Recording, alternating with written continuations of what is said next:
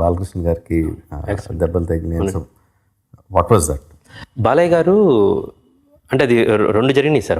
ఒకటేమో మొరాకోలో ఈయన గుర్రం వేసుకొని వస్తున్నప్పుడు అటు ఇటు బాంబ్స్ పెట్టాం సార్. బేసికల్గా రెండు వైపులా బాంబ్స్ వెళ్తే బ్యాలెన్స్ ఉండి దాని మోషన్ ఫార్వర్డ్ మోషన్ ఉంటుంది అన్నమాట. సో ఫస్ట్ టేక్ తీసాం. రెండో షాట్ తీస్తున్నప్పుడు రైట్ సైడ్దే పెళ్ళింది, లెఫ్ట్ సైడ్ పేలలేదు సార్. సో గుర్రం ఒక్కసారి ఇది పేలంగానే ఈ శబ్దానికి అది ఆయన తిరిగింది. ఈయన ఫార్వర్డ్ మోషన్లో ఉన్నారు, వెళ్ళి చాలా స్పీడ్లో వస్తున్నారండి. And he's one of the finest horse rider అండి. మొరాకోలో ఆ స్టంట్ మ్యాన్ అందరూ ఈయనతో పోటీ పడలేకపోయేవాళ్ళు సార్. యాక్చువల్గా in trotting and everything was extraordinary, galloping or trotting. So ఆయన ముందుకు పడ్డారండి. ముందుకు పడ్డారు, రోల్ అవుతున్నప్పుడు వెనక అనేకమైన హార్సెస్ వస్తూ ఉన్నాయండి. It's like game of Thrones రియల్గా షాట్ అన్నమాట. వస్తున్నప్పుడు అక్కడ ఉన్న చీఫ్ ఇలా అడ్డం ఆ హార్సెస్ వచ్చి అడ్డం పెడితే అవన్నీ చాగినాయండి.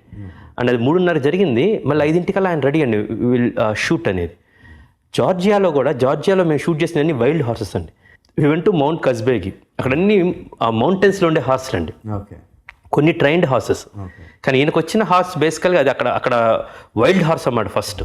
సో దాని మీద ఆయన చేస్తున్నప్పుడు ఈయన ఈజ్ సూపర్ ఫాస్ట్ పర్సన్ అండి ఆయన. ఇవన్నీ కూడా తప్పించుకున్నారండి. ఒక రోజు ఆయన ఎప్పుడు నాతో అంటూ ఉండే దిష్టి తగులుతుంది క్రిష్, దిష్టి అనేది. నేను పట్టించుకున్నాను కదండి, ఇది ఉంది కదా దిష్టి తగులుతుందని. అప్పుడు నేను ఆ హార్స్ ఎక్కి ఒక 2 రౌండ్లు వేసి వచ్చాను సార్. దాని తర్వాత ప్రాక్టీస్ చేసాం. స్టంట్ అసిస్టెంట్ శంకర్ ఆయన వెళ్ళి మొత్తం చూసుకొని వచ్చారండి. ఈయన వచ్చారు. ఆయన హార్స్ అప్పుడు దాకా అన్ని స్టంట్స్ అయిపోయినాయి, రిస్కీ స్టంట్స్ అన్నీ చేశారు, అన్నీ అయిపోయినాయి. ఈ హార్స్ రిబ్లో ఆయన ఇలా కాలు పెట్టి ఇలా ఎక్కారండి. ఎక్కినప్పుడు ఇది ఊడిపోయి బెల్ట్ అంతా ఊడిపోయి తపక్కన పడ్డారండి ఆయన. ఇట్ వాస్ ఒక్కసారి ఆయన అప్పటికే అన్ని యాక్సిడెంట్స్ అయినా ఈ వాజ్ స్టిల్ యాక్టింగ్ జార్జియాలో.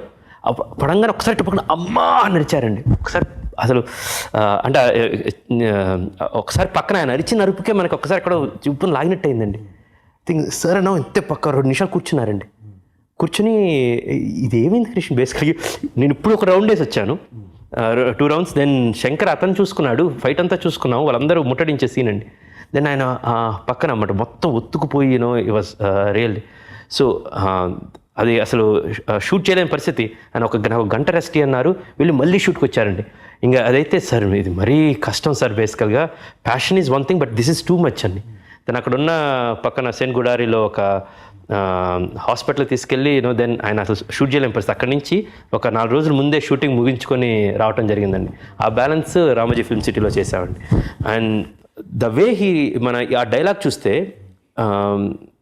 నీ కొడుకు శిరస్సు నరికి వాడి తల మీద కాలు పెట్టిన సింహాసనం అధిష్ఠిస్తా అంటే దేక్ నా కొడుకు తల కాదు కదా అన్నప్పుడు, మళ్ళీ టీవీలో వచ్చినప్పుడు కానీ మళ్ళీ ఇంకోసారి చూసినప్పుడు కానీ నా కొడుకు తల కాదు కదా అని ఇట్లా అంటాడు ఆయన చెయ్యి అన్నప్పుడు ఈ అనగానే మూడు సముద్రాల నీరు తాగి అన్నప్పుడు ఇట్లా అంటే గుర్రం సకిలిచ్చిద్దండి.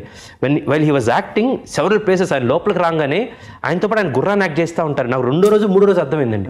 నేను అందండి అనగానే నేనేమో డైలాగ్ చెప్తున్నప్పుడు ఒక రకంగా వెళ్ళి సరే అలా ఎక్కడ గ్యాప్ వద్దు సార్, నా కొడుకు తల కాదు కదా, 3 సముద్రాల నీరు తాగి ముందు కురుగుతున్న నా గుర్రపు గట్ట కంటే మట్టిని కూడా ముట్టలే అని చెప్పాను. ఆయన 2-3 సార్లు ఈ 3 సముద్రాల నీరు తాగి నా గుర్ర పడినాడు. నేను అడిగాను సార్ ఇది అంటే, కృష్ణ గారు ఇది ఉంచండి నేను ఇంకోటి చేస్తాను మీరు అడిగింది అని. ఇంకోటి నేను ఎప్పుడు ఇలాంటి కావాల్సి సార్ శివాజీ గారు లాగండి డైలాగ్ వెళ్తూ ఉండాలి సార్ మన ఒక రైమ్లో అని. ఎడిటింగ్లో చూసిన తర్వాత ఆయన చెప్పేవాళ్ళు కాదు, అది ఆయన ఇన్వాలంటరీగా వస్తుందో లేదో కూడా తెలియదు అన్నమాట. అలాగా నాకు 7-8 షాట్లు చూస్తే అర్థమైందండి, అమ్మ ఈయన యాక్ట్ చేయటం కాదు ఈ గుర్రాన్ని కూడా అనేది, ఆ జంప్ చేయటం అనేది అది చేతక్ ఇన్స్పిరేషన్ అండి. పృథ్వీరాజ్ చౌహాన్ది చేతక్ వెళ్ళి ఎగిరి దూకింది అనేది మనం చదువుకున్నాం. సో దాన్నే కొంచెం సినిమాటిక్గా చేసిందండి. ప్రతిసారి ఆయన వెళ్ళంగానే గుర్రాన్ని మచ్చిక చేసుకొని ఒక హాఫ్ డే దాంతో తిరుగుతారండి. దాన్ని రియల్గా అది ఆయన మాట ఉంటుందండి.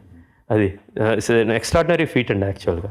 అండ్ ఆయన సర్వశక్తులు ఒడ్డి or everything he started believing, behaving like Satakarni and he did this films.